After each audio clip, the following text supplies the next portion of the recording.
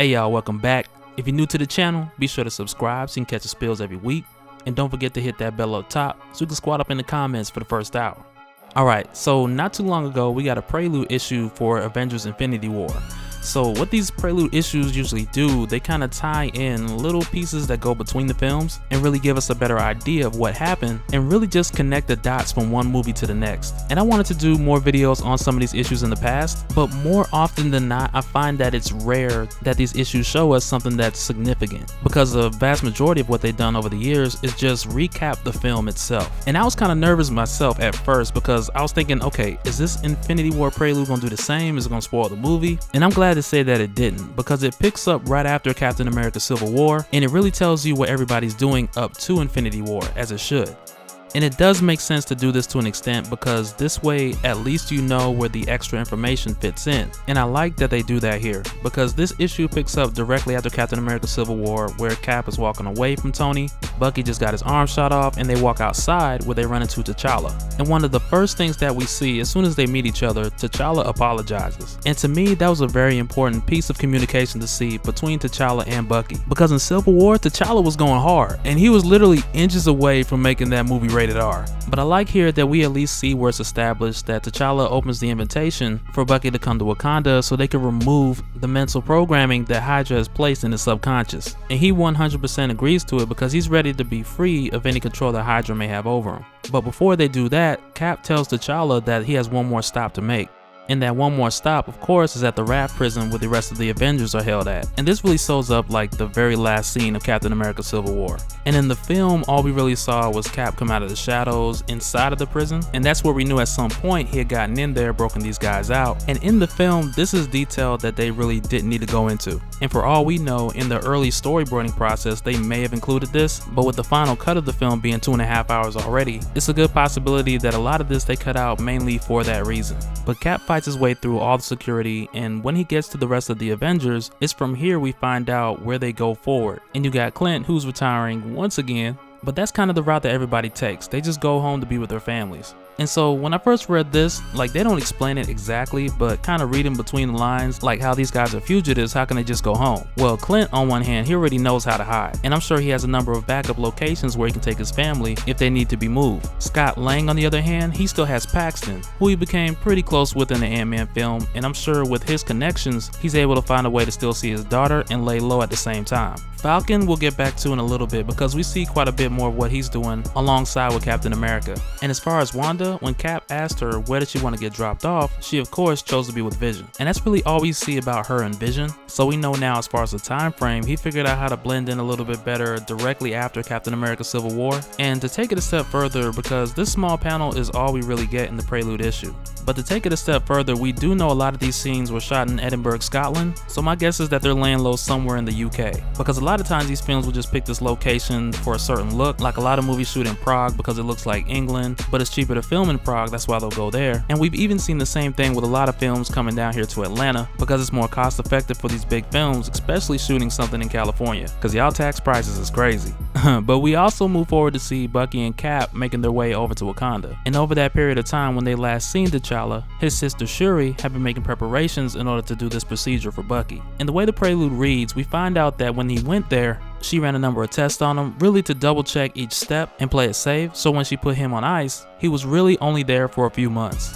And although at this point she had for the most part how this procedure needed to be done, but even with her knowing this, there's still a lot of factors that come into play. And the way she explains it to T'Challa is like, it's not as simple as just hitting a delete button, because a series of different triggers that have been set on his mind, she finds out that they're placed there by different trigger words, but these trigger words were tied into his subconscious through tremendous trauma. And it's not as easy as just deleting these words from his mind. And she explains because that method could either augment his personality or change the way that he feels or thinks about the people that he knows. And those are just a couple examples amongst many side effects that are at risk in this procedure. But aside from the side effects that she mentions that may take place, you also got to keep in mind that aside from those risks, she has close to 100 years of memories and dreams that she has to sort through in order to make sure that she removes the right connections. And to help her do this, she created an AI that will help her sort all of this out. And so if you guys remember back in Captain America Civil War, the whole idea or concept of using artificial intelligence was banned in the Sokovia Accords, but it's made pretty clear that she don't really care about that. And in fact, she goes on to tell T'Challa that she plans to use this artificial intelligence and further technology for Wakanda. And that's something we may see even as soon as the Black Panther film. Perhaps in T'Challa's new suit, in their vehicles, in their weapons. It could very well be everywhere by then.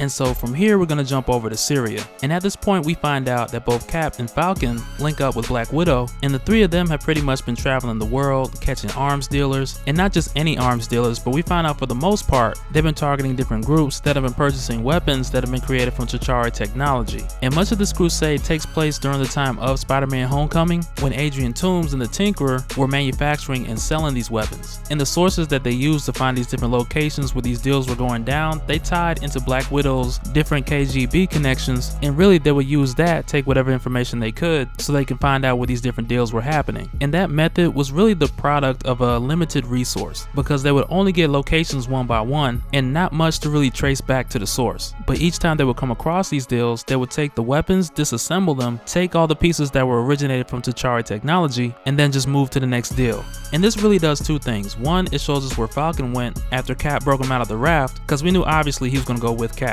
But the second thing that it does is it fills in as a plot device on top of telling us where these three are at by letting us know that their intel is limited, which explains why they didn't go directly to the source. Because if these three knew it was Adrian Toomes making these weapons and where he was at, Spider-Man Homecoming would have got crazy real quick, and it would have ended in like 10 minutes, taking the focus off of Peter Parker and really losing the whole story of Peter Parker becoming a hero. And so last but not least, we go to Tony Stark. And I like what it does because it gets into the mind state of where he's at before Infinity War. And in a way, he's really going back to where he was in Iron Man 3. And if you guys remember, at that time, he was doing everything he could to build something in order to fight what he saw on the other end of that wormhole back in Avengers 1.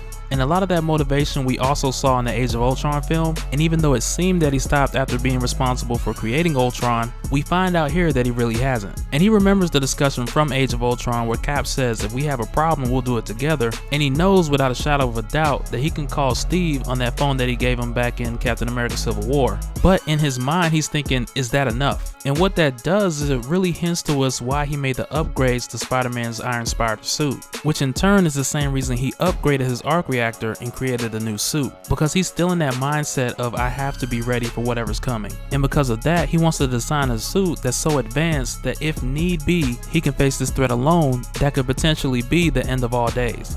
And with his new suit, assuming that it's the bleeding edge armor. I mean, to be honest, that's what we're all hoping for, because in the comics, that's one of his most advanced armors. And it really makes sense for this to be his next step as far as his creative evolution in the films, because even though it's not the most powerful Iron Man suit ever, it's arguably his most advanced. And at this point, it's not official that it's the bleeding edge armor. We really don't know, but it looks a lot like it. And like he mentions here, he's pulling out all the stops because he wants this to be an armor that is capable of taking on any threat that he could imagine. So fingers crossed over here that it actually is. But that's really everything that we got in the first issue of the Infinity War Prelude. And from what we've been told, it's going to be a two-part prelude, so I'll come back and do the second issue as well as soon as that one comes out, because the first one is more earthbound and the second one's supposed to tell us what's happening in space. And from there, most likely we'll get our confirmation on how Thor met up with the Guardians, and possibly we'll get more confirmation on what happened in the post-credit scene of Thor Ragnarok, but I'll definitely fill you guys in as soon as I get my hands on that.